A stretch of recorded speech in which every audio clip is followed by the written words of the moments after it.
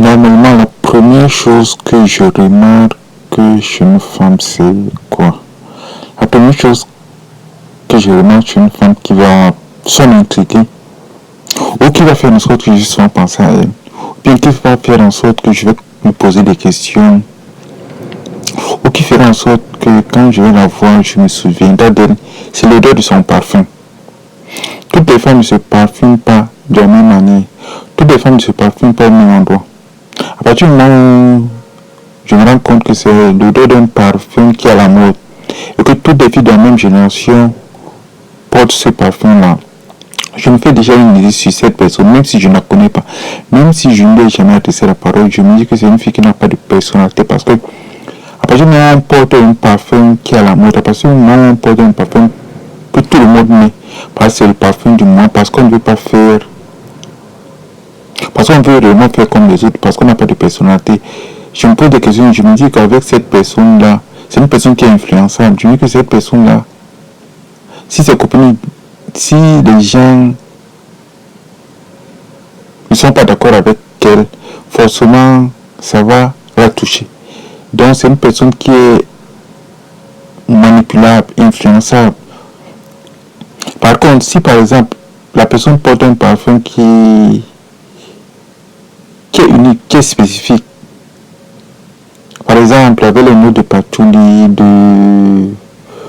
d'eau bien, de jasmin, de fleurs blanches, alors ça va aussi m'intriguer parce que ça va me dire que c'est une personne qui a de la personnalité, c'est une personne qui ne fait pas les choses comme les autres.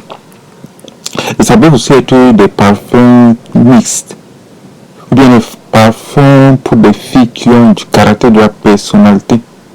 Par exemple, Cartier, Neuf de Cartier, c'est un parfum pour femmes à fort caractère, femmes ayant de la pointe, de la personnalité, des femmes qui assument leur féminité, leur part de masculinité.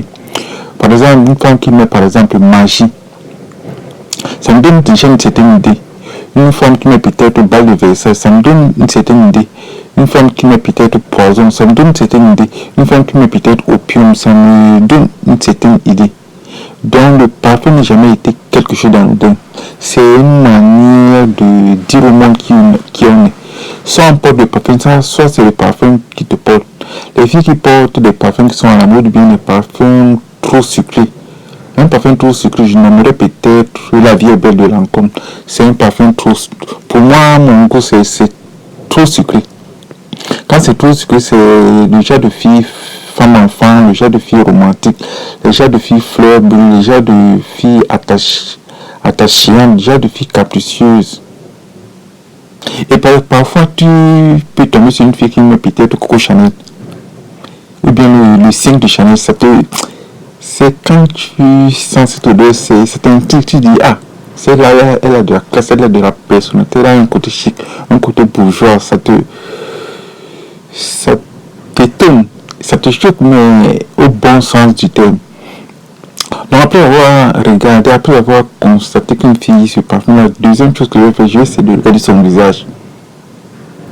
Parce que quand je sens le parfum, je veux savoir à qui j'ai affaire. Parce que le visage d'une personne exprime beaucoup de choses.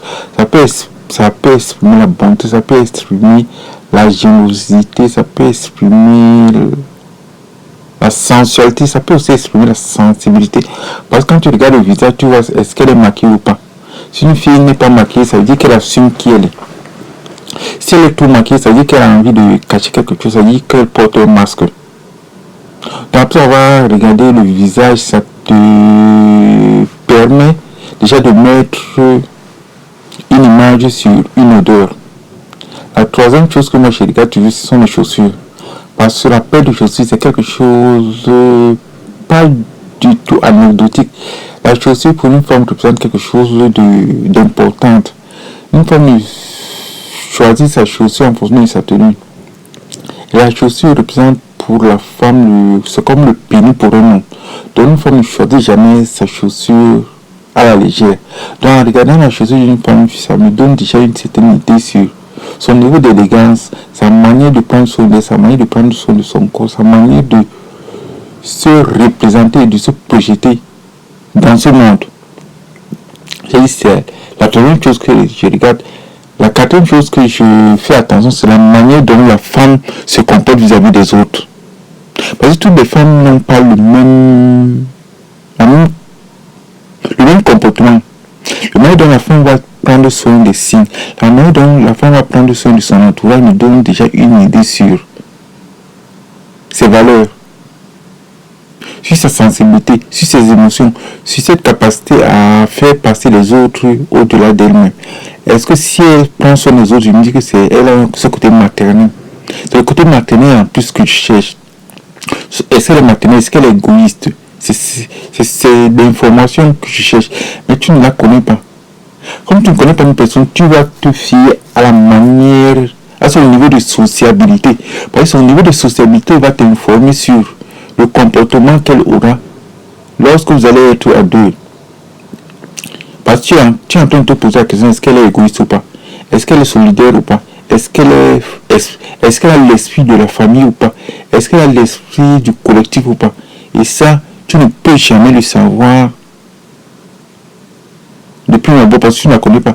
Mais c'est en regardant, en observant discrètement, en épiant la manière dont elle se comporte avec les gens qui sont autour d'elle, avec les hommes qui font partie de sa famille, que tu sauras qui est réellement elle est. La cinquième chose, c'est sa silhouette. Parce qu'il y a des femmes, quand tu les regardes, tu fais wow. Il y a des femmes qui ont certaines carrures, il y a des femmes qui ont certaines manières de marcher, il y a des femmes qui ont une silhouette. Parce que quand tu regardes la silhouette, tu te projettes, tu te dis, avec cette personne-là, est-ce que j'aimerais me montrer en public?